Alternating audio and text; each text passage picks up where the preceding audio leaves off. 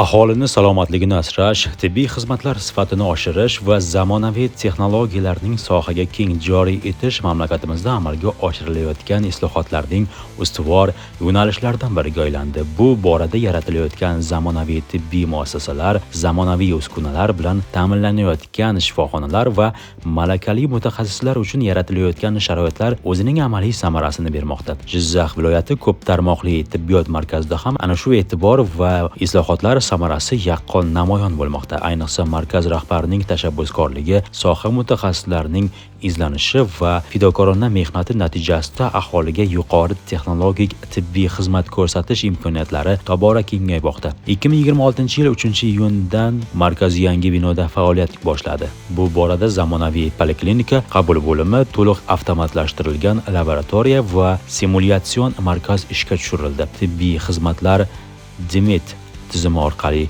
raqamlashtirildi. Bugun markazda 674 nafar xodim, jumladan 96 nafar shifokor va 332 nafar hamshira ishlamoqda. Kuniga 600 nafardan ortiq, oyiga 12500 nafar bemorga ambulator xizmat ko'rsatilmoqda.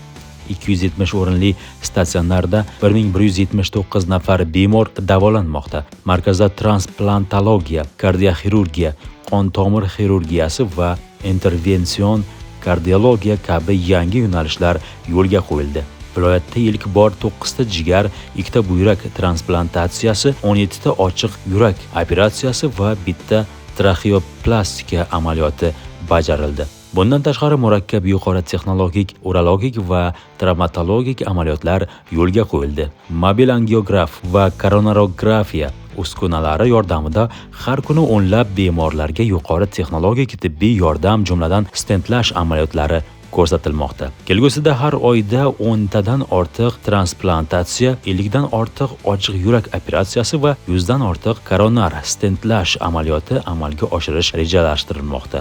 Bu yangilanishlar Jizzax viloyatiga yuqori texnologik tibbiy xizmatlarini o'z hududida olish imkoniyatlarini yanada kengaytirmoqda. Eng muhimi, zamonaviy tibbiy infratuzilma va ilg'or texnologiyalar bilan bir qatorda inson salomatligi uchun mas'uliyatni chuqur his etayotgan shifokor va hamshiralarning bilim va tajribasi ushbu natijalarning asosiy omili bo'lib xizmat qilmoqda.